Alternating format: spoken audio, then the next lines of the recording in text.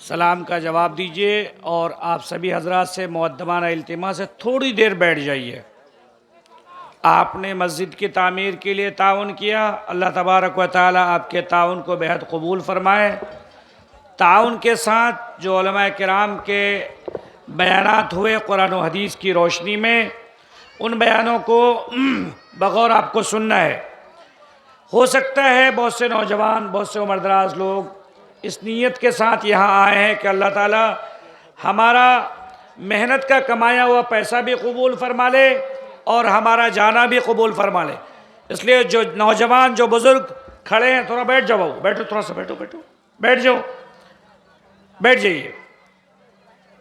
दुरूशी पढ़ लीजिए। अल्लाहुम्मा सल्लि अला मुहम्मद व अला आलि मुहम्मद कमा सल्लैता अला इब्राहीम व अला आलि इब्राहीम इन्नका हमीदुम मजीद।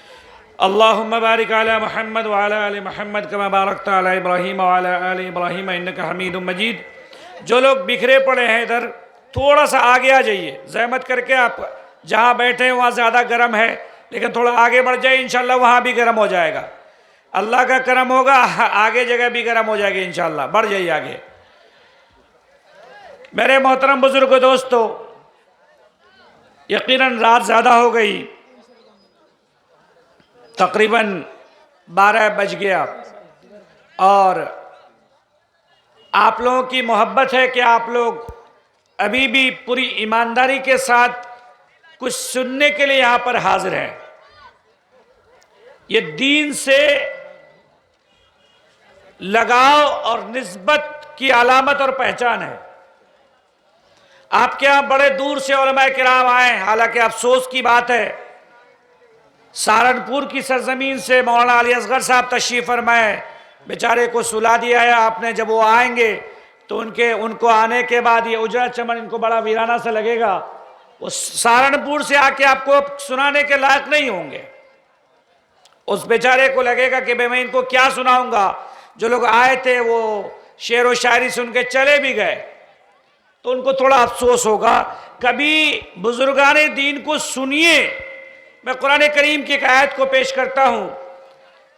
अल्लाह ताला का इरशाद है कि इन्नल मुलूक इज़ा दखलू क़रया अफ़सदूहा वजअलू अइज़्ज़त अहलिहा अज़िल्ला, कि जब बादशाह और दुनियादार लोग किसी गांव और इलाके में आते हैं, अफ़सदूहा, उस गांव और इस इलाके को बिगाड़ के रख देते हैं। लेकिन उसके बरक्स जब किसी गांव में, किसी इलाके में अल्लाह वाले आ जाते हैं, उस गांव को, उस इलाके को, उस बस्ती को, उस करिए को, उस दयार को, उस मुल्क को संवार के चले जाते हैं। ये दोनों में फ़र्क होता है। तो आपने अगर सरजमीन बागधर में अल्लाह वालों को बुलाया है तो उनकी कदर कीजिए, उनकी बातों को सुनिए। और मेरी जो भी उम्र हो, मैं इस सरजमीन पर पहली बार देखा कि माशाअल्लाह एक कामयाब प्रोग्राम हो रहा है।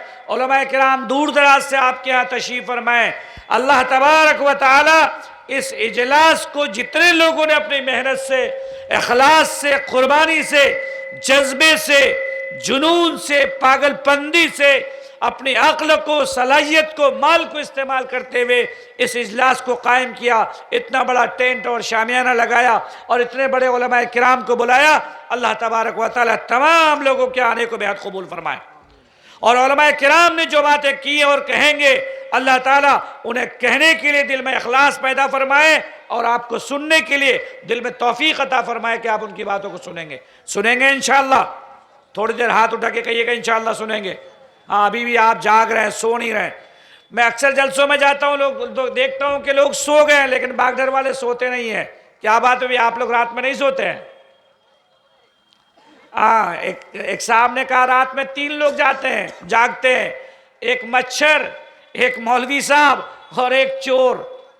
तो भाई ये जागने वाला अमल भी नेक लोगों का अमल हो सकता है, बशर्ते कि आप तहज्जुद के लिए जागे, बशर्ते कि आप इबादत के लिए जागे, बशर्ते के लिए आप किसी कार्य खैर के लिए जागे। मेरे दोस्तों, मुझे तकरीर नहीं करनी, चूँकि तकरीर मुझे लगता है कि तकरीर हो गई है। मुफ्ती शम्स तौहीद साहब ने बड़ी कीमती बातें की, लेकिन आप लोग संजीदा लोगों को सुनना नहीं चाहते हैं। सारे कैमरे वाले, माइक वाले, हल्ला गुल्ला करने वाले, किसी नात गो को खड़ा कर दे, ऐसी नात पढ़ता है कि हम जैसे 20 साल अरबी पढ़ने वालों को समझ में नहीं आ रहा, मदरसे में 10 साल 15 साल पढ़ने वालों को समझ में नहीं आ रहा। वो आवाज उठा दिया, वो बैठा दिया, क्या क्या पढ़ना है, कभी सुरजापुरी तो कभी भोजपुरी तो कभी अंग्रेजी पूरी तो कभी बंगला पूरी। ये सब करने की उम्मत को जरूरत नहीं है। मैं संजीदा होकर आपको कह रहा हूं, कौम को इस वक्त अभी बड़े बड़े पेशावर मुकर्रिरों की हालत खराब है, कुछ जगहों से भाग जाना पड़ा ऐसे मुकर्रिरों को। जी मैं आपको कह रहा हूं, सुनिए इस बात को। सीमांचल की, अभी आपके मौलाना अली असगर साहब बैठे हैं, मैंने उनके साथ तबादले ख्याल किया। हजरत, सीमांचल में सबसे ज्यादा जलसे हो रहा है, आवाम का पैसा 100 रुपए 200 रुपए 500 रुपए, बस 300 मजदूरी करने वालों से 500 रुपए करके लिया गया ताकि मस्जिद बन जाए, ताकि मदरसा बन जाए, ताकि इस्लाही प्रोग्राम करके कुछ लोगों को कोई बात फायदा दे दे। क्या जवाब दिया मौलाना असगर साहब ने? बड़ी अच्छी मिसाल देके समझाया कि जलसों की मिसाल ऐसी है कि समंदर और नदी में पानी लगाओ, आग लगाओ, आग लगाने के बाद थोड़ा सा भाप ऊपर को पहुंचता है, और जो ही आग बुझती है आग भी खत्म, पानी गर्म होना भी खत्म और भाप भी खत्म हो जाता है। जिस जलसे से उठेंगे अक्सरियत उनकी होगी जो फजर की नमाज कज़ा करके सो रहे होंगे। अभी ईशा की नमाज हुई, इतनी भीड़ थी ईशा से पहले, ईशा की नमाज हुई, लोगों ने भीड़ खाली कर दी। नहीं भाई, ऐसे काम नहीं चलेगा। आप अगर चाहेंगे कि जलसों से आपको कामयाबी मिलेगी, आप अगर चाह रहे हैं कि नारों से, कॉन्फ्रेंस से आपको कामयाबी मिलेगी, आप अगर चाहेंगे कि ऐसी रातों रात बेदारी से आपको कामयाबी मिलेगी, नहीं, ऐसा मुमकिन नहीं है। आपको फैसले करने होंगे। मैं चंद बातों को लेकर आपके बीच में हाजिर हुआ हूं। मेरी गुजारिश है, ऐ नौजवानों, थोड़ा सा रात के 12 बजे खड़े रहोगे कोई फायदा नहीं है। या तो घर चले जाओ, जाके आराम करो, या थोड़ी देर बैठ जाओ, कुछ सुन लो। ऐ नौजवानों, ए भाई लाल कपड़ा, हेलो, मेरी आवाज नहीं जा रही शायद, बैठिए आप लोग, बैठ जाइए, थोड़ी देर बैठिए, बैठ जाइए, थोड़ी देर बैठ जाइए, सुन लीजिए। अगर नहीं सुनना है तो खुदा के वास्ते घर जाइए, आराम कीजिए। सोना भी इबादत है ताकि फजर की नमाज अदा कर सके, और जागना भी इबादत है। बैठ जाइए, मौलाना तकरीर कर रहे, कुछ सुनिए इसकी बात को ध्यान से। मेरे नौजवानों, मैं बागडर की सरजमीन पे चंद बातें आपको कहने जा रहा हूं। आज मैं आपके गांव घूमा, इत्तेफाक से मुस्तकीम भाई के साथ आपके गांव का रास्ता भूल गया तो कई गलियों और कई सड़कों को देखने को मिला। बागडर की वो जमीन जो आज से 20 साल पहले मैंने देखी थी और 20-25 साल बाद जो आज मैंने देखा, बहुत फर्क नजर आया। सारी गरीबी अमीरी में तब्दील हो चुकी है, सारी झोपड़ियां महलों में तब्दील हो चुकी है, और घरों में माशाअल्लाह बेहतरीन लाइट, बेहतरीन टाइल्स और बेहतरीन पत्थर और संगमरमर लग चुके हैं, अच्छी छतें और अच्छे अच्छे मकानात बन चुके हैं। लेकिन ये बहुत ज्यादा खुशखबरी की बात नहीं है। इलाका तरक्की कर रहा है, इलाका तरक्की कर रहा है। मैं कुरान करीम की एक आयत को आपके सामने पेश करना चाहता हूं। मौलाना अली मियां नदवी, हिंदुस्तान के बहुत बड़े आलिम दीन, उन्होंने अपने एक बयान में कहा था, बर्मा के अंदर जो बाशऊर फिक्रमंद लोग, जरा सुनिएगा इस गुफ्तगू को। कुरान करीम की एक आयत पढ़ी थी, नौजवानों आप कमा रहे हो, आपकी कमाई से खुशहाली आई है, लेकिन उस कमाई में कुछ कमी तो नहीं है। उस माल के आने के बाद आपका घर बिगड़ तो नहीं रहा है, आपका कपड़ा बिगड़ तो नहीं रहा है, आपकी बोली बानी बिगड़ तो नहीं रही है, आपकी आदत कहीं बिगड़ तो नहीं रही है। आपके भैया थोड़ा जल्दी करिए, थोड़ा सामने सटिए, आपके नौजवान लड़कियों की आदतें बिगड़ तो नहीं रही है, जैसे आपकी बारातों की तादाद बिगड़ तो नहीं रही है, आपके जहेज की हालत बिगड़ तो नहीं रही है। जरा माल के बाद एक सवाल भी सुनना होगा आपको। मौलाना ने तकरीर में एक कुरान की आयत पढ़ी। नौजवानों में कुरान की आयत को पढ़ता हूं, तर्जुमा करता हूं, जरा उसको गौर से सुनना। इन्नी अराकुम बिखैर, मैं अरबी का स्कॉलर हूं, अंग्रेजी बोलने पाए मैं 10 घंटे अंग्रेजी बोलूंगा, अंग्रेजी खत्म नहीं होगी। मैं बोल सकता हूं, अरबी बोलने पाए 10 घंटे बोलूंगा, चुप नहीं हो सकता हूं। लेकिन आप आवाम को अरबी में हंसाने और रुलाने से कोई फायदा नहीं है, अंग्रेजी सुना से आपको फायदा नहीं है, अरे बंगाली में गाने से फायदा नहीं है।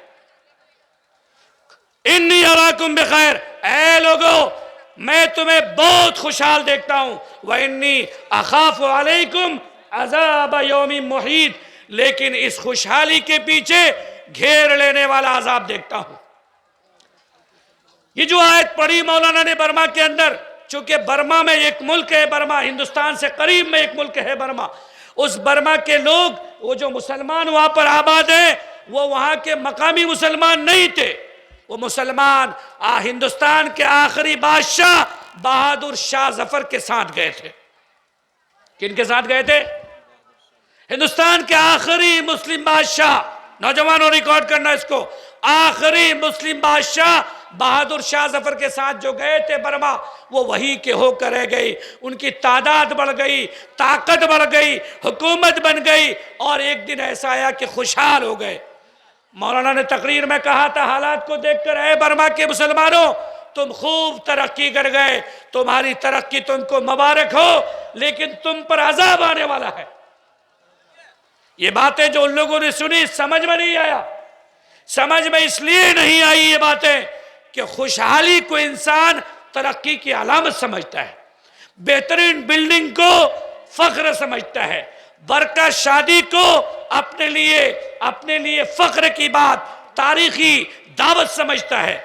मौलाना की बात समझ में नहीं आई।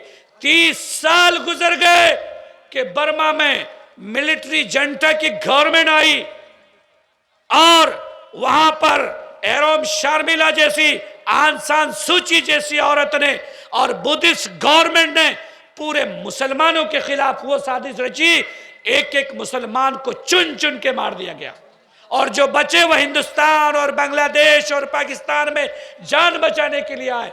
ऐ मुसलमानों, इस वक्त आपके मुल्क में ये हालात पैदा किए जा रहे हैं।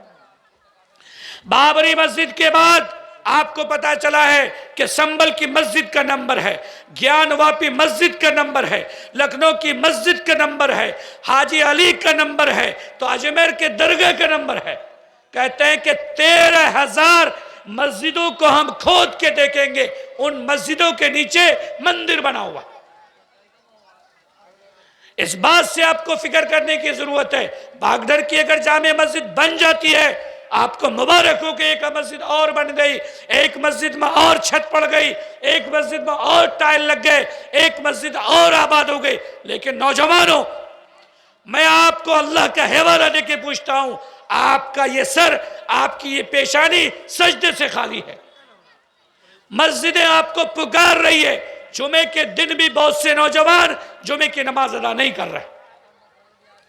कुछ बूढ़े बुजुर्ग हैं जो घरों में रहकर आजिज आ चुके हैं, वो बेचारे जाकर, अल्लाह वाले जाकर मस्जिदों में रहते हैं, नमाज अदा करते हैं, लेकिन नौजवान इस वक्त मस्जिदों से गायब है। याद रखिएगा, मन दखलहू काना आमीना। ऐ नौजवानों, तुम्हें सुकून नहीं मिल रहा है, तुम्हारी कमाई में बरकत नहीं है, तुम्हारी जिंदगी में रोजगार की कमी है, सुकून की कमी है, तहजीब की कमी है, तरक्की की कमी है, अखलाक और आदाब की कमी है, इज्जत की कमी है, शोहरत की कमी है। अल्लाह ने एक रास्ता बनाया था, वो रास्ता मस्जिद का था। आपने मस्जिद के रास्ते को अपने लिए बंद कर दिया, तो अल्लाह ने कौन सा रास्ता खोल दिया? कभी पंजाब का, कभी दिल्ली का, कभी दुबई का, और कभी कतर, कुवैत, सऊदी का, ऐसी जगहों में लेकर आपको खड़ा कर दिया कि आपको अल्लाह ने नमाज से दूर कर दिया और दीन से दूर कर दिया। नतीजा क्या निकला नौजवानों? नतीजा यह निकला, आपने हाथों में कड़ा पहन लिया, आपने कानों में छेद कर दिए, आपने गले में हार डाल दिए, और शराब और शबाब और तारी और जुआ और न जाने ताश और फलश और न जाने क्रिकेट के दिनों में, क्रिकेट के खेलों में आपने कंपटीशन और शेयर और न जाने कौन कौन से हिस्सेदारी शुरू कर दी। जवानों, याद रखिएगा, किसी भी नस्ल, किसी भी कौम का जो असल मुस्तकबिल होता है वो नौजवान होते हैं। नौजवानों, आपको इस वक्त पूरे मुल्क को एक मिसाल देनी थी, अपने बिरादरी को एक मिसाल देनी थी, अपने गांव को एक मिसाल देनी थी। बड़ा भाई होकर यह साबित करना था बड़ा बेटा होकर यह साबित करना था कि मैं बड़ा बेटा हूं, सऊदी चला जाऊंगा, लेकिन मेरा छोटा भाई बेहुनर बेतालीम का सऊदी नहीं जाएगा। जी, मैं बड़ा बेटा जाहिल रह गया, लेकिन मेरी छोटी बहन, मेरा छोटा भाई जाहिल नहीं रहेगा। वो मकतब पढ़ने जाएगा, वो मदरसे पढ़ने जाएगा, वो स्कूल पढ़ने जाएगा, वो कोचिंग और कॉन्वेंट पढ़ने जाएगा। और आज मेरी सऊदी में अगर 20,000 तनख्वाह है तो मेरे पास डिग्री नहीं है, मेरे पास कोई हुनर नहीं है, मेरे पास कोई सलाहियत नहीं है, मुझे अरबी जबान नहीं आती है, मुझे अंग्रेजी जबान नहीं आती है। लेकिन मेरा भाई जब इसी कंपनी में आएगा तो he will be the HR of the company. वो कंपनी का एचआर होगा, वो कंपनी का मैनेजर होगा, वो कंपनी का डायरेक्टर होगा, वो कंपनी का सुपरवाइजर होगा, और he will get much and much salary, उसकी तनख्वाह ज्यादा होगी। लेकिन नौजवानों, बड़े भाई की खुशहाली से छोटे भाई ने आवारगी शुरू कर दी। छोटा भाई घूमने लगा, कोचिंग के नाम पर, स्कूल के नाम पर वो ऐश करने लगा, वो पार्टी देने लगा, वो घूमने लगा, वो क्रिकेट का टूर्नामेंट रातों रात खेलकर, रातों रात जागकर खेलने लगा। नहीं नौजवानों, तुम क्रिकेटर नहीं बन सकते हो। क्रिकेटर बनने के लिए भी डिग्री चाहिए, क्रिकेटर बनने के लिए भी डिग्री चाहिए। तुमको जो लगता है कि तुम्हारी माँ ने ग्रुप में, बंधन में, हफ्ता में, बकरी में, मुर्गी में लोन ले लिया और तुम क्रिकेट में अपना पैसा शेयर लगाओगे, नहीं हो सकता है। जुआ खेलने वाला कभी भी मुल्क में अपनी ताकत और हैसियत नहीं बना सकता है। सूद लेने वाला कभी भी इज्जत की जिंदगी नहीं बिता सकता है। नौजवानों, तुम्हें नशे से तौबा करना होगा, करेंगे तौबा इंशाअल्लाह। और मैं जो बैठकर यहां खैनी खा रहा, मैं उनसे कहना चाहता हूं, मासूम बच्चे के सामने खैनी चुनियाते 8 साल के बच्चे के सामने, 5 साल के बच्चे के सामने पैर पर पैर चढ़ाकर सिगरेट पीने वालों को सुनना चाहिए। तुम आज सिगरेट पीते हो, कल आपका बच्चा स्मैक पिएगा। ये 2 टोक है, ये कुदरत का निजाम है, ये अल्लाह का फैसला है। आज आप तारी पीते हैं, कल आपका बच्चा चरस पिएगा और शराब पिएगा। अल खमरु जुम्माउल इस्म, कि जो शराब है, जो नशा है, तमाम बुराइयों की जड़ है। अभी आप जानते हैं नौजवानों की हालत बहुत बिगड़ गई है। शराब का कारोबार नौजवान कर रहा है। जितने संताल हैं, जितने निचली जाति के लोग हैं, जितने कम खानदान के लोग हैं, हिंदुओं में खास करके, वो शराब बना बना के पिला रहे हैं। और पीने वाले अक्सर मुसलमान। बहुत से नौजवानों को जानता हूं, अभी जवानी की उमंग, चेहरा खिला था, खूबसूरती हुई थी, अभी उभर के लंबा हुआ था, लेकिन तारी पकड़ा दिया, शराब पकड़ा दिया। ए बागडर के नौजवानों, अपनी तारीख बनाओ। जलसे से, मस्जिद से, इज्तिमा से, तबलीगी जोर से कुछ काम की बातें सीखो। सऊदी अरब में रहकर, कतर कुवैत में रहकर जो तालीम और तरबियत का माहौल देखो, अपने घर में वो तालीमी तरबियत को ले आओ। लाएंगे इंशाअल्लाह। अल्लाह ताला कहने सुनने से ज़्यादा अमल की तौफीक दे। और मालैना इल्ला बिल्लाह।